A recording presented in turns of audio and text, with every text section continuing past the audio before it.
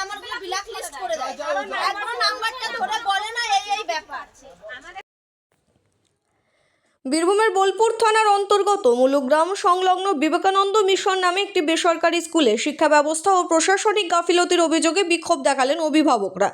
দীর্ঘদিন ধরেই স্কুলের পড়াশোনা ও পরিকাঠামো নিয়ে অসন্তোষ জমছিল বলে জানা গেছে। অভিভাবকদের অভিযোগ, প্লে গ্রুপ থেকে প্রথম, দ্বিতীয় ও তৃতীয় শ্রেণীর ছাত্রছাত্রীদের একই ঘরে বসিয়ে এক শিক্ষক দিয়ে ক্লাস করানো হচ্ছে, ফলে পড়াশোনার মান মারাত্মকভাবে ক্ষতিগ্রস্ত হচ্ছে।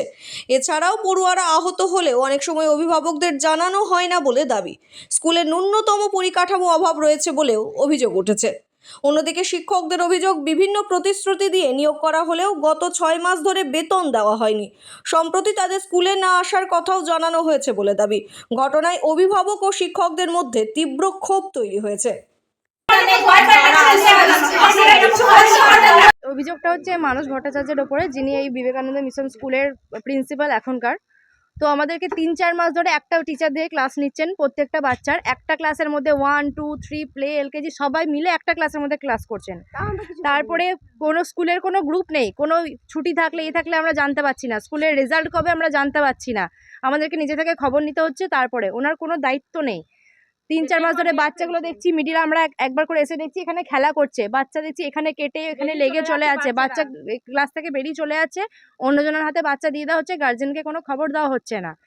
স্কুলের পর রেজাল্টের পর আমাদেরকে বলা হলো 15 দিনের ছুটি নেওয়া হলো, যে 15 দিনের মধ্যে স্কুল কালার হবে, স্কুলে সায়েন্স ল্যাব হবে, কম্পিউটার ল্যাব হবে, অন্য টিচার আসবেন। কিন্তু আমরা আজকে 25 দিন পরে এসছি, স্কুলের কোনো চেঞ্জ আমরা দেখতে পাচ্ছি না। এখন যখন আবার আমরা আসছি, কেন্দ্রীয় সরকার নিয়ে নিয়েছে, এখন যখন আমরা এসছি এখন কোনো চেঞ্জ দেখতে পাচ্ছি না। এখন আবার উনি ডেট দিচ্ছেন যে আবার 15 তারিখে অন্য প্রিন্সিপাল আসবেন। উনি কোনো 6 মাসের কোনো বেতন দেননি আমাদেরকে। তারপর মেসেজ কন্টিনিউ আশ্বাস দিয়ে গেছেন যে আজ হয়ে যাবে, কাল হয়ে যাবে, সেন্ট্রাল হয়ে যাবে, তোমাদের স্যালারি এত বেড়ে যাবে, তত বেড়ে যাবে, তোমরা কাজ করো। আমরা আমাদের মতন কাজ করে গেছি, বাচ্চাদের ভবিষ্যতের কথা ভেবে আমরা শেষ দিন অবধি রিভিশন নিয়ে পরীক্ষা নিয়েছি, খাতা দেখা হয়নি। শেষ অবধি ওনার সাথে কথা হয়েছিল যে স্যার যদি না দেন আমরা কিন্তু বাচ্চাদের রেজাল্টটা আটকাবো, যে অন্তত এটুকু দেন। আমরা ছেলেদের কথা ভেবে পরীক্ষা অবধি নিয়েছি, এবার তো বলুন। তো উনি আমাদের তখন ঘুরিয়ে বললেন কি যে করার দরকার নেই, তোমাদের কিচ্ছু করার দরকার নেই, আমি আমার স্কুল আমরা দেখে নেব। তারপরে আমরা কি কিছুই নয়, আমরা কিছুই করিনি বাচ্চাদের জন্য। তো উনি নিজের মতন মন করা করে রেজাল্ট দিয়েছেন। তো জানুয়ারি থেকে আমাদেরকে উনি লিখেই দিয়েছেন প্রাক্তনী, আমরা জানুয়ারি থেকে কেউ আসছি না। এখন আমাদের দাবি হচ্ছে আমাদের যে বকেয়া বেতন 6 মাসের, সেটা উনি আমাদের ক্লিয়ার করে দিন। আর বাচ্চাদের টিসি দিয়ে নতুন স্কুলে যাওয়ার সুযোগ করে দিন, কারণ ক্লাস হচ্ছে না। দেখুন, দুটো টিচারে তো এত বড় স্কুলের এতগুলো ক্লাসের তো ক্লাস নেওয়া সম্ভব নয়।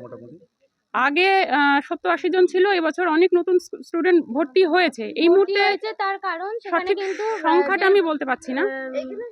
প্রতি মাসের যে বাচ্চারা বেতন দিত সেটা উনি কমিয়েছেন।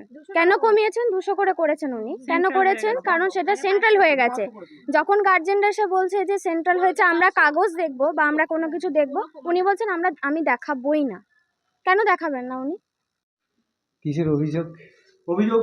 টিচারদের বেতন দেন না, 6 মাস বেতন বাকি আছে, এবং বাচ্চাদের কোনো রকম পরীক্ষা টরীক্ষা না নিয়ে মার্কস দেন, এরকম অভিযোগ রয়েছে। স্কুলে কিছু সমস্যা দেখা দিয়েছিল, মিটে যাবে।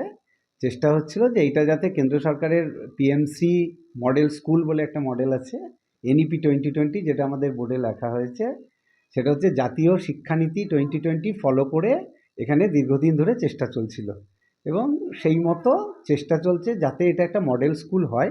তার জন্য কিছু সমস্যা দেখা দিয়েছিল। সম্প্রতি এখানে একজন প্রিন্সিপালকে পাঠানো হয়েছে যাতে এটা মডেল স্কুল হয়। এখানে কোনো ভুল বোঝাবুঝি কিছু হয়েছিল, সমস্যা কিছু নেই। 20 মডেল স্কুল হবে, যেটা আমাদের বোর্ডে লেখা হয়েছে। আর শিক্ষকদের বেতন নিয়ে যে সমস্যা হচ্ছিল, ওটা 2-3 দিনের মধ্যে মিটে যাবে। এখন তো টিচাররা কেউ আসছেন না, যেটা শোনা যায়। যখনই এটা এনইপি 2020 হবে, তার যে মডেল, মানে তার যে পড়ানোর মডেল, সেই পরিপ্রেক্ষিতে সমস্ত শিক্ষক নিয়োগ হয়ে যাবে। শিক্ষাগত যোগ্যতা নিয়েও প্রশ্ন উঠছে গার্জেনদের মধ্যে, টিচারদের।